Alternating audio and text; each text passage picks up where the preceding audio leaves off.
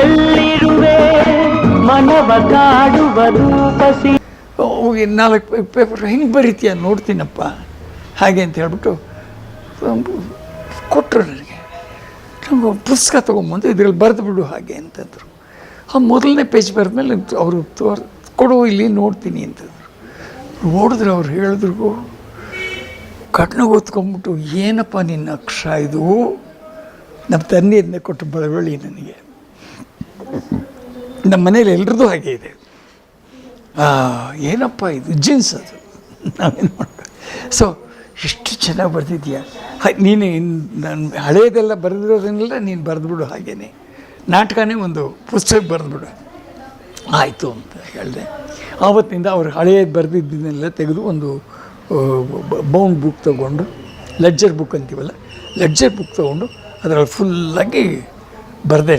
ಬೇಡ್ರ ಕಣ್ಣಪ್ಪ ನಾಟಕ ಬರೆದೆ. Daily practice ಅದು.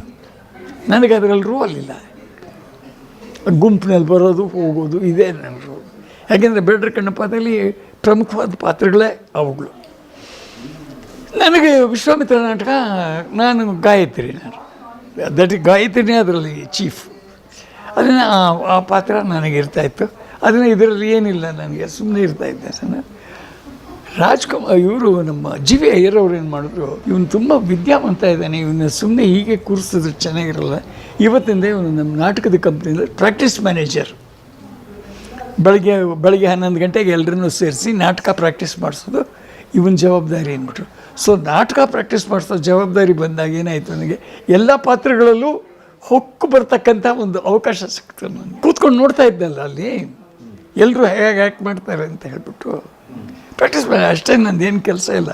ಅವ್ರು ಹೇಗೆ ಆ್ಯಕ್ಟ್ ಮಾಡ್ತಾಯಿದ್ರು, ಎಲ್ಲ ನಾಟಕದ ಕಲಾವಿದರು, ಎಲ್ಲ ಅನುಭವಿಸ್ತಾರೆ, ಎಲ್ಲ ಅವ್ರ ಪಾತ್ರಗಳನ್ನ ಅವ್ರು ಚೆನ್ನಾಗಿ ಮಾಡ್ತಾಯಿದ್ರು. ಅದನ್ನು ಎಲ್ಲ ಪಾತ್ರಗಳೂ ನನ್ನ ತಲೆಯಲ್ಲಿ ಕೂತ್ಕೋತಾ ಇತ್ತು.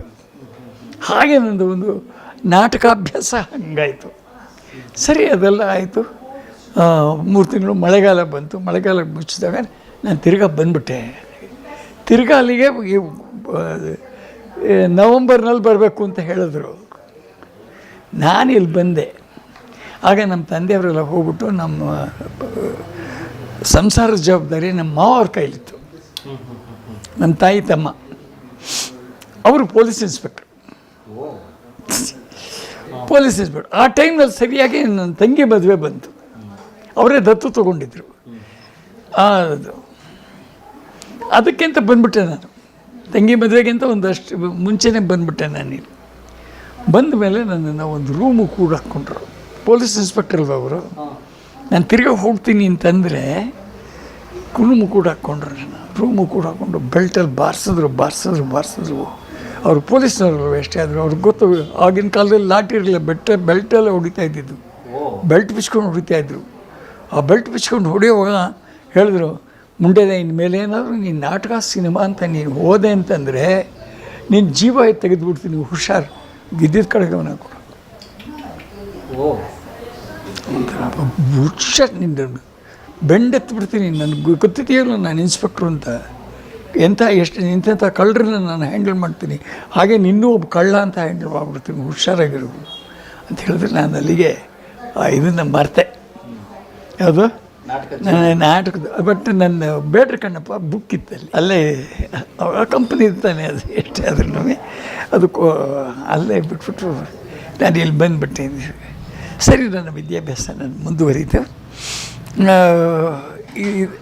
ಇದೆಲ್ಲ ಆಗ್ತಾಯಿದ್ದಾಗೇ ವಿದ್ಯಾಭ್ಯಾಸ ಮುಗೀತು ನಂದು. ಇವಾಗ ವಿದ್ಯಾಭ್ಯಾಸ ಆಗಿನ ಕಾಲದಲ್ಲಿ ಏನು, ವಿದ್ಯಾಭ್ಯಾಸ ಮುಗಿದ ಮೇಲೆ ಏನು, ಹೊಟ್ಟೆಪಾಡು ಕೆಲಸ. ನನಗೆ ಬೇಕಾಗಿದ್ದು ಕೆಲಸನೇ, ದುಡಿಮೆ ಬೇಕು. ವಿದ್ಯಾಭ್ಯಾಸ ಮುಗಿಸ್ಕೊಂಡೆ. ನಮ್ಮ ಅಣ್ಣನ ಒಂದು ಕೃಪಾಶ್ರಯದಲ್ಲಿ ನಾನೆಲ್ಲ ಮುಗಿಸ್ಕೊಂಡೆ. ನಾನು ಮುಗಿಸ್ಕೊಂಡ್ಮೇಲೆ ಇದು ಬೇಕಾಯಿತು, ಯಾವುದು, ಹೊಟ್ಟೆಪಾಡು ಶುರುವಾಯಿತು. ಏನು ಮಾಡಬೇಕು ಅಂತ ಯೋಚನೆ. ನಮ್ಮ ಪಕ್ಕದ ರಸ್ತೆಯಲ್ಲೇ ನನಗೊಬ್ಬ ಒಂದು ಪರಿಚಿತನಾದ ಗೆಳೆಯ ಅಂತ ಹೇಳೋಣ, ತುಂಬ ಆತ್ಮೀಯನಾದ ಗೆಳೆಯ ಅಲ್ಲ, ಪರಿಚಿತನಾದ ಗೆಳೆಯ. ಆಗಾಗ ಅಂಗಡಿಗೆ ಬರೋನು, ಅಂಗಡಿನಲ್ಲಿ ಬಂದು ಏನೇನೋ ಸಾಮಾನು ತೊಗೊಂಡೋಗುವಾಗ ನಾನು ಹೋಗ್ತಾಯಿದ್ದೆ ಅಲ್ಲಿಗೆ. ಅಂಗಡಿಗೆ ಒಂದೇ ಅಂಗಡಿಗೆ ಬರ್ತಾಯಿದ್ದೀನಿ. ಒಂದು ಪರಿಚಯ ಆಗ್ತಾಯಿತ್ತು. ನಾಟಕದಲ್ಲಿದ್ದಲ್ಲ ನಾನು. ಅವನು ಭೀಮರಾವ್ ಅಂತ ಹೇಳ್ಬಿಟ್ಟು, ಅವನು ಅವನೇನು ಹೇಳ, ಅವನು ಪ್ರಕಾಶ್ ಪಿಕ್ಚರ್ಸ್ ಅಂತ ಗಾಂಧಿನಗರದಲ್ಲಿತ್ತು. ಗೋಪಾಲ್ ಶೆಟ್ರು ಅಂತ ಹೇಳ್ಬಿಟ್ಟು ಮಡ್ರಾಸಲ್ಲಿ ಪ್ರಕಾಶ್ ಸ್ಟುಡಿಯೋಸ್ ಇತ್ತು, ಅದ್ರ ಪಾರ್ಟ್ನರು. ಇಲ್ಲಿ ಪ್ರಕಾಶ್ ಪಿಕ್ಚರ್ಸ್ ಅಂತ ಓಪನ್ ಮಾಡಿದ್ರು, ಡಿಸ್ಟ್ರಿಬ್ಯೂಷನ್ ಕೆಲಸ. ಅವನು ಅಲ್ಲಿ ಕೆಲಸ ಮಾಡ್ತಾಯಿದ್ದೆ, ಭೀಮರಾವ್ ರೆಪ್ರೆಸೆಂಟೇಟಿವ್ ಆಗಿ ಕೆಲಸ ಮಾಡ್ತಾಯಿದ್ದೆ. ನಗುವ ಕೂವಾದ ಪ್ರೇಯಸಿಯೇ